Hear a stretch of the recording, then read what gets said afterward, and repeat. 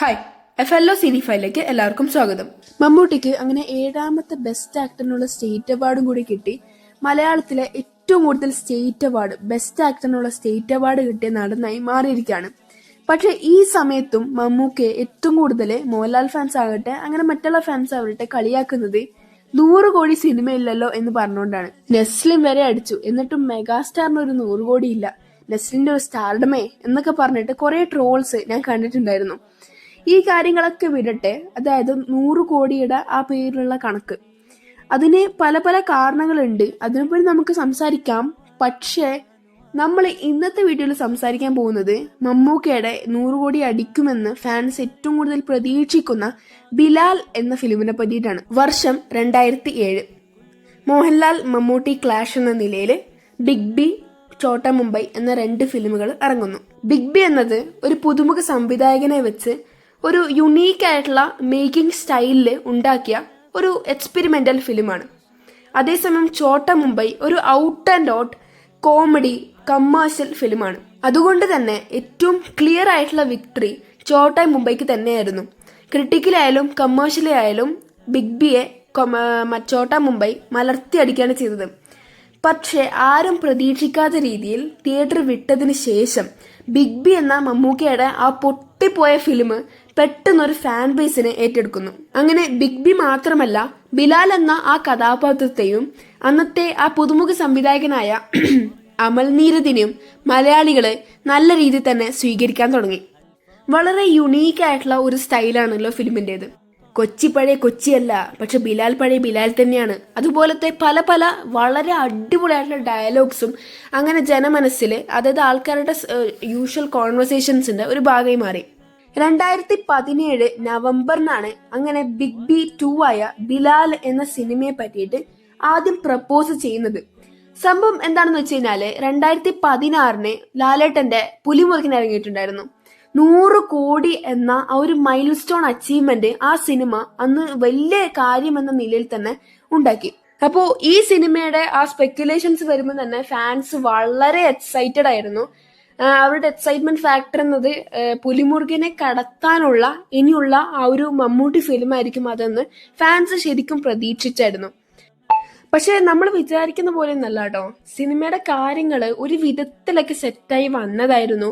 അങ്ങനെ ഷൂട്ട് ചെയ്യാൻ വരെ നിൽക്കുന്ന സമയത്താണ് കൊറോണ വന്നത്. പൊണ്ടാരം കറക്റ്റ് സമയത്താണ് വന്നത്. അങ്ങനെ അതിന്റെ പേരും പറഞ്ഞ് കുറെ ഒലയണ്ടയൊക്കെ വന്നു.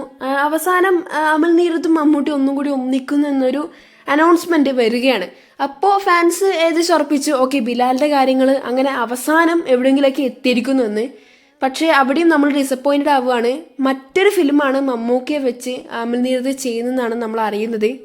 അല്ല, അങ്ങനെ ഏതോ ഒരു ഫിലിമൊന്നും അല്ല, മമ്മൂക്കയുടെ തന്നെ ഏറ്റവും നല്ല ഒരു മാസ് അതുപോലെ തന്നെ ക്ലാസ് ഫിലിമായിട്ട് തന്നെ കണക്കിലെടുക്കാൻ പറ്റുന്ന ഭീഷ്മപർവ്വമാണ് അന്ന് ഇറങ്ങിയിട്ടുണ്ടായത്. അങ്ങനെ ഭീഷ്മപർവ്വം ക്രിട്ടിക്കലി ആയാലും ഫിനാൻഷ്യലി ആയാലും മമ്മൂക്കയുടെ കരിയറിലെ ഒരു കംബാക്ക് ഫിലിമായി മാറിയിട്ടുണ്ടായിരുന്നു. ഇപ്പം നമ്മൾ ഇതുവരെ ഉണ്ടായിരുന്ന മമ്മൂട്ടി ഫിലിംസ് നോക്കുകയാണെങ്കിൽ നല്ല ഹൈപ്പിൽ വന്നെങ്കിലും പ്രതീക്ഷക്കൊത്ത് വരാത്തതിനാൽ തന്നെ 50 കോടി പോലും അടിക്കാത്ത വിധത്തിലായിരുന്നു. അങ്ങനെ ആദ്യമായിട്ട് മമ്മൂക്കയുടെ കരിയറിൽ ആദ്യത്തെ 50 കോടിയും 75 കോടിയും 80 കോടിയൊക്കെ ആയിട്ട് സിനിമ മുന്നേറുകയായിരുന്നു. ഭീഷ്മപർവ്വത്തിന്റെ പിന്നാലെയാണല്ലോ മമ്മൂക്ക ശരിക്കും പീക്ക് ഫിലിംസ് ഇറക്കാൻ തുടങ്ങിയത്. അതായത് എപ്പോഴും അങ്ങനെ എക്സ്പെരിമെന്റ് ചെയ്തിട്ടുള്ള പല പല ജോണറുകളിൽ സിനിമകൾ ചെയ്യുന്ന മമ്മൂക്കയുടെ ആ ഒരു സ്ക്രിപ്റ്റ് സെലക്ഷനെ പറ്റിയിട്ടുള്ള കാര്യങ്ങൾ കൂടുതൽ ആൾക്കാർ ഡിസ്കസ് ചെയ്യാൻ തുടങ്ങുന്നത് ഈ ഒരു കാലയളവിലാണ്. ഭീഷ്മപർവ്വത്തിന് പിന്നാലെ അങ്ങനെ സൈക്കോളജിക്കൽ ത്രില്ലർ, ഹൊറർ ത്രില്ലർ, അങ്ങനെ എല്ലാ ടൈപ്പ് ജോണറുകളും അദ്ദേഹം പരീക്ഷിച്ചിട്ടുണ്ട്. എല്ലാം ഏകദേശം വർക്കായിട്ടുണ്ട്. അങ്ങനെ 2 ബെസ്റ്റ് ആക്ടറിനുള്ള സ്റ്റേറ്റ് അവാർഡ് ഈ ഒരു കാലയളവിനുള്ളിൽ തന്നെ മമ്മൂക്കയ്ക്ക് കിട്ടി. എന്നാലും ബിലാലിന്റെ ആ ഒരു ഹൈപ്പ്, ബിലാലിന് പിന്നാലെയുള്ള ഒരു ഹൈപ്പ് വലിയ രീതിയിൽ തന്നെ തങ്ങി നിന്നിട്ടുണ്ട്. അമൽ നീരദും അതിനുശേഷം ബോഗൻവില്ലയൊക്കെ ചെയ്തെങ്കിലും അമൽ നീരദിന്റെ കയ്യിൽ നിന്ന് നമുക്ക് ബിലാലിനെ പറ്റിയിട്ടുള്ള അപ്ഡേറ്റ്സ് പ്രത്യേകിച്ച് ഒന്നും കിട്ടിയിട്ടില്ല. ഇതിന്റെ സ്റ്റോറി എങ്ങനെയാണെന്നോ എപ്പോഴാണ് റിലീസ് ചെയ്യാൻ ഉദ്ദേശിക്കുന്നതെന്നോ അതിനെപ്പറ്റിയുള്ള ഒരു ഇൻഫർമേഷൻ നമ്മുടെ കയ്യിലില്ല. വെറുതെ ഇങ്ങനെ റഷ് കൂട്ടി എന്തൊക്കെയോ കൂട്ടി ഒരു ഫിലിം ആക്കുക എന്നത് എനിക്ക് ഒരു നല്ല പരിപാടിയായിട്ട് തോന്നുന്നില്ല. അമൽ നീരദ് നല്ല സ്റ്റാൻഡേർഡ് ഉള്ള ഒരു ഡയറക്ടറാണ്. അദ്ദേഹത്തിന്റെ കൂടുതൽ ഫിലിംസും വളരെയധികം ആൾക്കാർക്ക് ഇഷ്ടപ്പെടുന്ന ടൈപ്പ് ഫിലിംസ് ആണ്. യൂഷ്വലി മിക്സ്ഡ് റെസ്പോൺസ് ഉള്ള ഫിലിമുകൾക്കായാലും ഒരു കൾട്ട് ഫോളോയിങ് അമൽ നീരദ് ഫിലിംസിന്റെ കാര്യത്തിൽ നമുക്ക് കാണാൻ സാധിക്കും. അതുകൊണ്ട് തന്നെ അമൽ നീരദ് വെറുതെ എന്തെങ്കിലുമൊക്കെ ഒരു സീക്വൽ ആക്കുക എന്ന പേരും പറഞ്ഞിട്ട് ഒരു സീക്വൽ ആക്കുമെന്ന് എനിക്ക് തോന്നുന്നില്ല. അങ്ങനെ ചെയ്തിട്ട് കാര്യമൊന്നുമില്ലല്ലോ. അപ്പോൾ എൻ്റെ അഭിപ്രായത്തിൽ എത്രത്തോളം കാത്തു നിൽക്കാനായാലും എനിക്ക് കുഴപ്പമൊന്നുമില്ല. ഞാനൊരു മമ്മൂക്ക ഫാനാണ്. അതുകൊണ്ട് തന്നെ എനിക്ക് ഏറ്റവും കൂടുതൽ ഞാൻ കാത്തു നിൽക്കുന്ന ഒരു ഫിലിം തന്നെയാണ് ബിലാല്. പക്ഷേ എന്നാലും വളരെ ഗ്രാജുവലായിട്ട് തന്നെ അപ്രോച്ച് ചെയ്ത് അങ്ങനെ മെല്ലെ തന്നെ സിനിമയുടെ വർക്ക്സ് തുടങ്ങട്ടെ എന്ന് നമുക്ക് പ്രതീക്ഷിക്കാം. എന്തായാലും ഈ സിനിമയുടെ മേലുള്ള ഹൈപ്പിന്റെ ഭാരം വളരെ വലുതാണ്.